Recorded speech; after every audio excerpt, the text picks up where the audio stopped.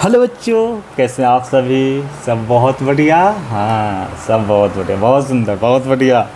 तो आप लोगों से तो छुपा नहीं है कि आज हम लोग क्या पढ़ेंगे, फिर भी मैं बता देता हूँ, ये मेरा काम है बताना कि आज हम लोग जो है हिंदी पाठ्य पुस्तक क्षितिज भाग 2 के कुछ प्रश्नों को देखेंगे और उसके बारे में जानकारी जुटाएंगे। तो आइए वीडियो की शुरुआत करते हैं और अपने पहले प्रश्न की ओर आगे बढ़ते हैं।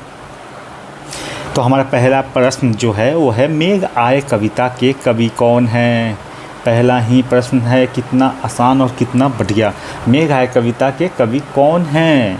Option A Jaishankar Prasad, option B Suryakant Tripathi Nirala ji, या ऑप्शन सी जो है रामधारी सिंह दिनकर, महादेवी वर्मा।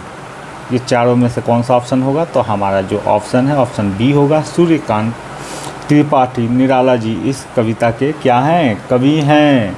तो थोड़ा सा हम निराला जी के बारे में जान लें। निराला जी आखिर कहाँ से थे। तो बंगाल में उनका जन्म हुआ था। और क्या निराला जी जो हैं कविता ही लिखते थे, यानी वो कवि ही थे या और भी कुछ लिखते थे। तो निराला जी हमारे बहुत सारे चीज़ लिखते थे, जिसमें से आपका उपन्यासकार भी वो थे, कहानीकार भी थे, निबंधकार भी थे और अनुवादक भी थे, जो कि बहुत सारे भाषाओं को, किसी भी भाषा को जब हम किसी अन्य भाषा में अनुवाद करते हैं यानी ट्रांसलेट करते हैं तो उसको अनुवादक कहते हैं। तो यानी अनुवाद का भी कार्य किया है इन्होंने।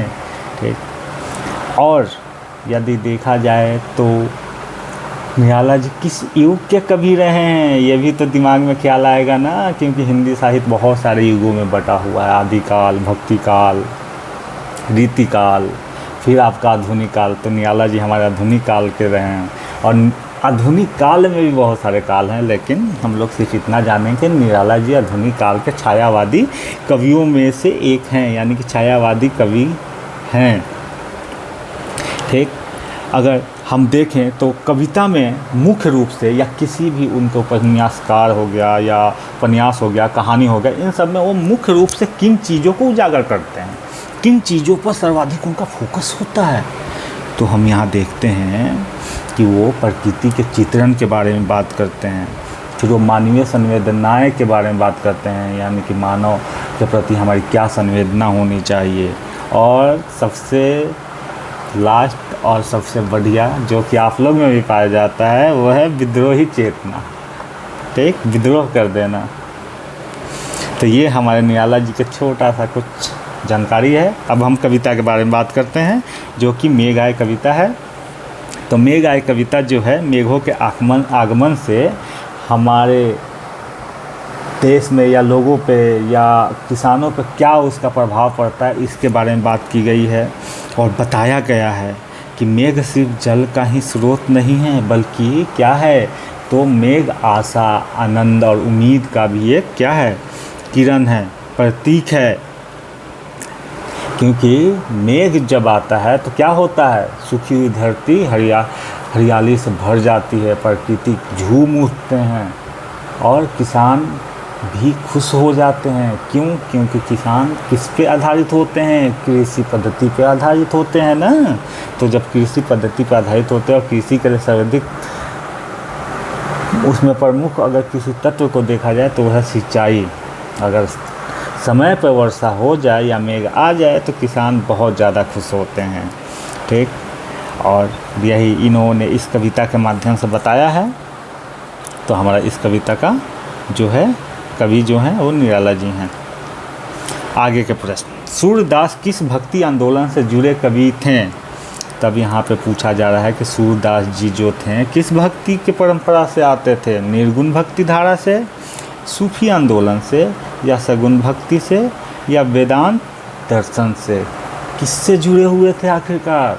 तो हमारे जो सूरदास जी जो हैं वो सगुण भक्ति से जुड़े थे, यानी कि कृष्ण भक्ति से जुड़े हुए थे। ठीक। अगर हम सूरदास जी की बात करें तो ये बहुत ही ज़्यादा इनसे इंस्पायर होने वाली बात ये है कि सूरदास जी हमारे जन्म से ही नेत्रहीन थे, उसके बावजूद इन्होंने झंडा गाड़ा है, यानी कि अपने नाम का लोहा मनवाया है पूरी दुनिया को। ठीक। लगभग ये जो है आज से 1000 वर्ष पहले इनकी जन्म हुआ था। 1000 वर्ष से भी ज़्यादा हो सकते हैं, कम नहीं। ठीक। और सूरदास जी जो हैं भक्ति किसकी करते थे, तो यहाँ तो आप देख ही रहे हैं कृष्ण भक्ति से हैं, तो यानी कृष्ण जी की इनकी भक्ति था। और ये इनके प्रमुख कवि के रूप में थे, यानी कृष्ण पर ये जब कविता लिखते तो ये उनमें प्रमुख कवियों में से एक माने जाते थे। फिर उन्होंने कृष्ण के किन किन अवतारों के बारे में लिखा है, तो उन्होंने कृष्ण के ये रास लीला, बाल रूप, वात्सल्य भाव, इन सारे रूपों का इन्होंने क्या किया है, चित्रण किया है अपने कविता के माध्यम से। ठीक।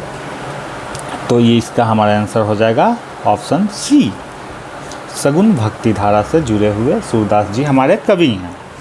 पढ़ना लिखना सीखो पाठ का मुख्य संदेश क्या है। पढ़ना लिखना सुनकर के ही बहुत मन में वो होता होगा कि अरे यार कितना अच्छा होता पढ़ना नहीं पड़ता, कितना अच्छा होता स्कूल नहीं जाना होता, कितना अच्छा होता मम्मी से डांट नहीं खाते हैं कि पढ़ो पढ़ो, है ना, मज़ा आता क्या। लेकिन ऐसा नहीं है, सिर्फ खेलने से और खाने से ही जीवन अच्छा नहीं हो जाता। इस पाठ के माध्यम से लेखक जो है ये बताना चाह रहे हैं कि पढ़ना लिखना क्यों ज़रूरी है। पढ़ना लिखना यानी कि शिक्षा का हमारे जीवन पर क्या असर होता है, शिक्षा हमारे लिए महत्वपूर्ण क्यों है। तो यहाँ पहले इस प्रश्न का आंसर करते हैं, फिर देखते हैं इसके बारे में। तो केवल डिग्री प्राप्त करना काम है इसका, या शिक्षा का महत्व आत्मनिर्भरता के बारे में जानना है, या धन अर्जित करना है, या प्रतियोगिता में जीतना है। आपके लिए शिक्षा का क्या महत्व है ये ज़रूर बताइएगा। तो इसका जो फिलहाल आंसर है वो होगा ऑप्शन बी, यानी कि शिक्षा का महत्व और आत्मनिर्भरता, यानी कि शिक्षा का महत्व और आत्मनिर्भरता के बारे में इस पाठ में लेखक बताने की कोशिश किए हैं। तो आइए थोड़ा सा जान लेते हैं। इसके लेखक की बात की जाए तो वो हैं सफदर हाशमी जी, यानी कि इस पाठ को किसने लिखा है, तो सफदर हाशमी जी इसके लेखक हैं। और ये जो पाठ है हमें बताता है कि शिक्षा क्यों अनिवार्य है, शिक्षा क्यों लेनी चाहिए। शिक्षा ही हमारे जीवन का क्या है, इस लेखक के अनुसार बहुत ही महत्वपूर्ण हथियार है, या बहुत ही ज़्यादा महत्वपूर्ण पूंजी है हमारे लिए। बहुत सारे लोगों के लिए पैसा पूंजी हो सकता है, लेकिन जो व्यक्ति अगर शिक्षा के बारे में नहीं जानता तो फिर उसके पास कोई पूंजी नहीं है। क्योंकि पैसा, धन, संपत्ति, कोई भी चीज़ को कोई भी व्यक्ति आपसे छीन सकता है, परंतु आपसे शिक्षा को कोई नहीं छीन सकता है। ठीक। तो इसी चीज़ पे जो है हमारे लेखक जो हैं सफदर हाशमी जी जो बहुत ज़्यादा फोकस किए हैं, बहुत ज़्यादा इस चीज़ को विद्यार्थियों के बीच में बताने की कोशिश की है इस पाठ के माध्यम से। तो आइए आगे की प्रश्न देखते हैं। विद्या की महिमा कविता में विद्या को किससे तुलना की गई है, यानी विद्या भी क्या है, एक प्रकार का ज्ञान ही तो है, शिक्षा ही तो है। तो इस कविता में भी जो है विद्या को किससे तुलना की गई है, धन से, दीपक से, सोने से, या राजा से। तो इस कविता में विद्या को दीपक से तुलना की गई है।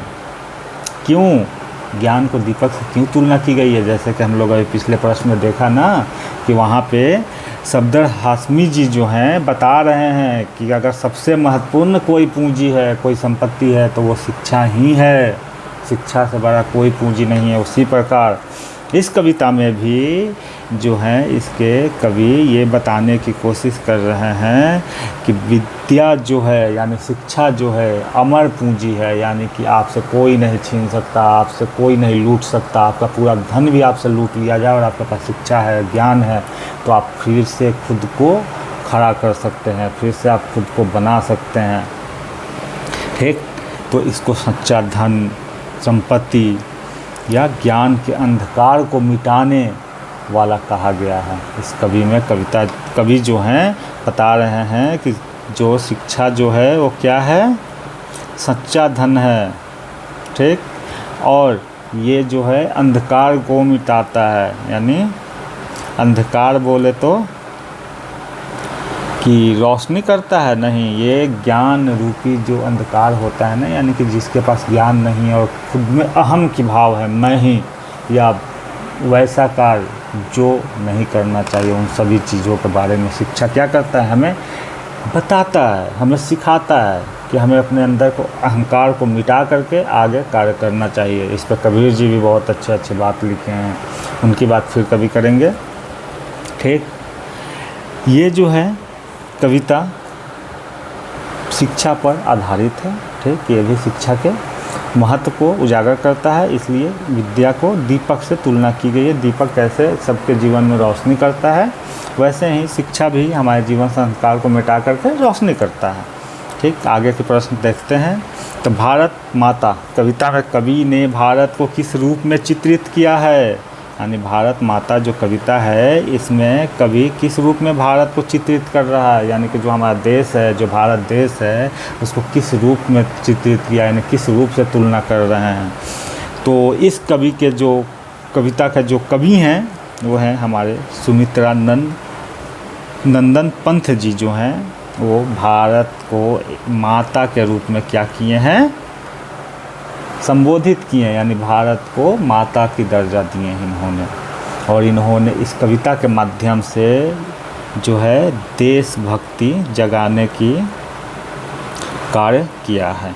अब देशभक्ति क्यों ज़रूरी है, यदि आपका देश ही ना हो तो आपका क्या अस्तित्व होगा। ठीक, ये अगर जानकारी चाहिए तो आप उन शरणार्थियों के बारे में पढ़िए जिनका किसी भी देश का नागरिकता नहीं है, इधर उधर भटकते हैं। तो देश बहुत इम्पोर्टेंट है, देश के लिए हमारे जवान मर मिटने को तैयार होते हैं, देश की सीमा पर रक्षा करते हुए बहुत सारे सैनिक हमारे वीर गति को प्राप्त कर जाते हैं और खुशी खुशी जो है अपना जान अपने इस देश पर निछावर कर देते हैं। ठीक, तो इस कविता के माध्यम से पंत जी जो हैं देशभक्ति, त्याग और मातृभूमि के प्रति प्रेम, समर्पण, त्याग के बारे में बताने की कोशिश कर रहे हैं। सारे विद्यार्थियों, लोगों में वो ये चीज़ को जगाने की कोशिश कर रहे हैं कि देश से प्यार या देशभक्ति कितनी आवश्यक है या कितना आवश्यक है। ठीक, तो इन सारे प्रश्न के माध्यम से वो बताना चाह रहे हैं। और भारत को माता के रूप में, जैसे आप अपनी माँ को बहुत प्यार करते हैं, वैसे ही आप देश को भी एक माँ के रूप में मानिए और देश से प्रेम कीजिए, अटूट प्रेम कीजिए। इन बारे में यहाँ पे कभी कहना चाह रहे हैं। तो यहीं तक हमारा प्रश्न था और मिलते हैं फिर आगे के वीडियो में। Thank you.